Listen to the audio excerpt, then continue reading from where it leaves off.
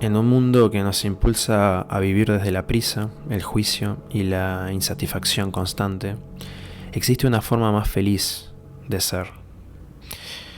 En este episodio, que forma parte como del cierre de esta segunda fase de esta serie, donde hemos explorado eh, toda una serie de prácticas contemplativas, hemos trabajado desde lo experiencial, para entender la verdadera naturaleza de nuestra mente y comprender genuinamente nuestra conciencia. Entonces, en este episodio, cerrando estos desarrollos que hemos hecho y estas prácticas experienciales, vamos a ver un camino alternativo de forma breve, ya que en los siguientes episodios empezaremos a abordar estas otras cosas, que es un modo de vida contemplativo, flexible, profundamente humano, donde la meditación y el mindfulness no son evasiones, sino herramientas transformadoras para reconectarnos con el presente, cultivar compasión y dejar de vivir en guerra con lo que somos. Reflexionaremos sobre cómo liberarnos del hechizo del pensamiento automático, cómo vivir desde un observador sin ego, y por qué el bienestar duradero no surge de alcanzar metas externas, sino de transformar nuestra forma de estar en el mundo. Entonces, si alguna vez sentiste que el cambio es necesario pero también agotador, que perseguir ideales como que te deja vacío muchas veces, o que vivir plenamente parece inalcanzable, este episodio es para vos.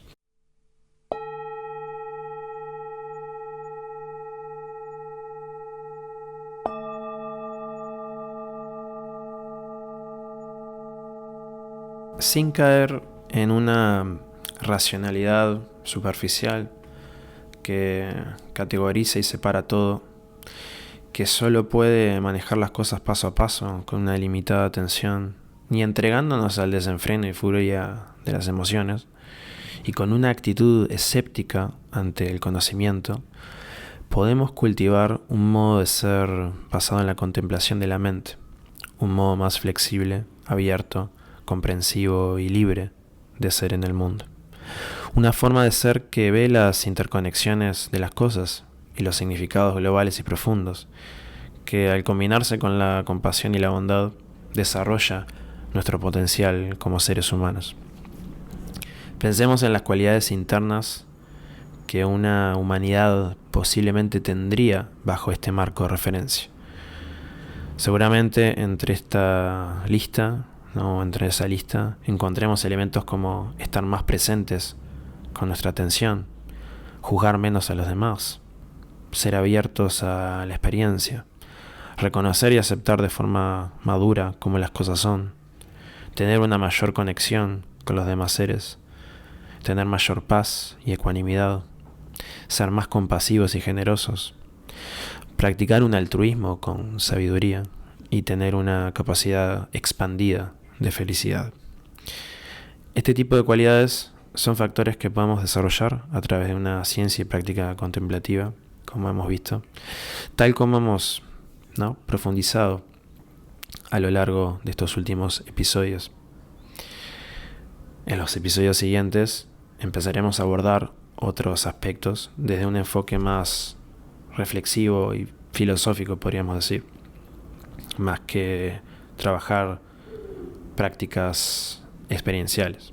Ahora bien, yo puedo estar tranquilo en mi vida hasta que veo una persona con un físico mucho más en forma y trabajado que el mío y sentir, por ejemplo, envidia. Aquí hay dos puntos importantes. Uno es que automáticamente me peleo con mi estado actual y entro en un estado de insatisfacción que me genera malestar. El segundo es que esa insatisfacción y envidia es lo que me puede llevar a ponerme en forma y tener ese físico. Pues si estuviéramos absolutamente satisfechos con todo como es, quizás nunca tendríamos la motivación para cambiar o hacer otras cosas. Esta contradicción no es fácil de resolver porque, por un lado, necesitamos el cambio, la naturaleza misma es cambiante, Y esto implica que nunca hallamos satisfacción si vemos las cosas de esta forma, donde siempre estamos peleados con la realidad como es. Pero también necesitamos llegar a cierta satisfacción y aceptación del presente tal cual es. De lo contrario, nunca vamos a encontrar paz interior y bienestar genuino a largo plazo. Y nunca hallaremos esa forma más feliz de ser en el mundo. Y aquí es donde entra el trabajo de la meditación y la contemplación. La meditación nos ayuda a amigarnos con la realidad tal cual es, a no sentir esa urgencia de tener que estar luchando por ese estado ideal todo el tiempo, de poder trabajar esa gratitud y satisfacción y saborear lo que ya tenemos, para de esa forma poder trabajar por el cambio, llevar un estilo de vida más saludable si queremos y en este caso ponernos en forma, ¿no? Como este ejemplo que di, sin que por ello nos invada un estado de insatisfacción constante con la vida, sino que por el contrario, genuinamente podamos disfrutar las cosas que hacemos por aquellos valores que disfrutamos, ¿no? Poder disfrutar de ponernos en forma y no hacerlo desde un estado de insatisfacción constante a lo largo del proceso. En esencia, lo que hacemos es trabajar el apego, ¿no? Trabajar el apego de dejar de lado el querer constantemente buscar que la realidad sea de una forma que no es, bajo el entendimiento de que si no hacemos esto no vamos a encontrar paz y satisfacción, y esto atenta contra nuestro bienestar. Además, cuando soltamos ese rechazo automático del malestar y lo que no nos gusta de la experiencia presente, es cuando podemos realmente sentir ese malestar y conectarnos con este, y que forme, ¿no? Que forme parte, una parte más, como cualquier otro objeto de meditación, de nuestra conciencia en el presente, permitiéndonos un descanso del constante como modo hacer, ¿no? que hemos mencionado antes, para pasar al modo ser, y de esta forma regular mucho mejor el sufrimiento y encontrar paz y ecuanimidad. Pero es importante hacer cosas en el mundo y generar cambios y cambiar, y no por ello debemos sentirnos en un permanente estado de insatisfacción o infelicidad, porque aún no hemos generado esos cambios. Es por ello por lo que la meditación es sumamente importante. El punto de que, ¿no? El punto es de que lleguemos a comprender que aún no dándose esos cambios en última instancia, podemos de todas formas disfrutar de la vida y sentir satisfacción en base a nuestra forma de ser y cómo contemplamos la existencia, como desarrollaremos en episodios más adelante en la serie, cuando hablemos del tema de la felicidad y el sentido de nuestra existencia.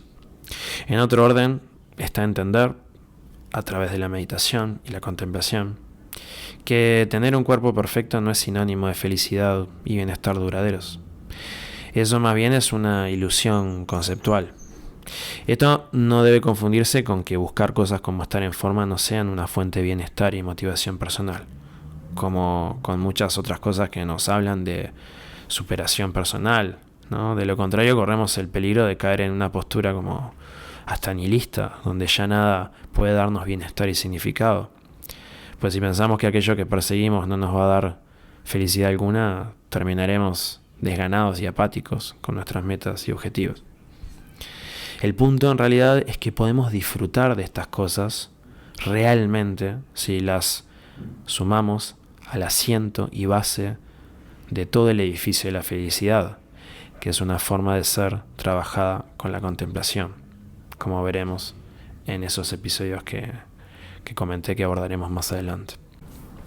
Finalmente quisiera destacar, ¿no?, de que en cierta medida la experiencia del mindfulness es la de ser observadores de la experiencia, pero sin implicarnos en ella. ¿Pero qué quiere decir esto, en el fondo? Esto no significa dejar de sentir o pensar, sino entender que no somos eso que sentimos o pensamos. Somos más que eso. La experiencia de salir de ese lugar desde donde vemos todo a través de los lentes del pensamiento y la emoción, implica dejar de ubicarnos desde allí y experimentar con en lugar de desde, ¿no? experimentar con una cosa en vez de desde un determinado lugar. Esto en sí mismo genera una experiencia muy particular de la conciencia. En cierta forma se puede sentir como si tuviésemos un escudo o si estuviésemos en otro lugar contemplando el mundo desde la distancia sin ser tocados por esto. Es importante de nuevo remarcar que esto puede parecer que nos alejamos de la experiencia, pero en realidad nos volvemos hacia ella. Realmente sentimos y observamos los pensamientos, pero es de un encuadre totalmente diferente, donde rompemos el hechizo de creer que esas manifestaciones somos nosotros. Pero debemos ir más allá y entender que no hay en última instancia un observador de la experiencia. No existe esa dualidad, solo hay experiencia. ¿No? ¿Has podido notarlo en las prácticas que hemos hecho? Observar la experiencia como un agente imparcial que da cuenta que los pensamientos y las emociones son manifestaciones pasajeras de la mente y no reflejan nuestra identidad genuina, puede dar la impresión de que detrás del telón hay alguien observando todo. Podríamos llamarle nuestro genuino ser. Pero una mirada más cercana nos muestra que esa experiencia o sensación de alguien detrás es tan solo otra experiencia más en la conciencia. Y esto nos lleva a otro tipo diferente de experiencia, donde somos observadores sin ego, donde la sensación de self desaparece y se observa la realidad tal cual se presenta. Entonces lo importante es experimentar de forma descentrada y entender, a su vez, la emergencia muchas veces sin control de la experiencia, como hemos destacado antes, ya que muchos de los elementos de la conciencia no simplemente van surgiendo. El paso siguiente es como dejar fluir, seguir el viaje natural de las cosas y actuar de acuerdo con lo mejor que podamos hacer con nuestras facultades, porque todo sucede por su propia cuenta desde adentro. Hablaremos de esto más adelante y cómo entendemos el tema del libre albedrío. Sí, que es algo importante.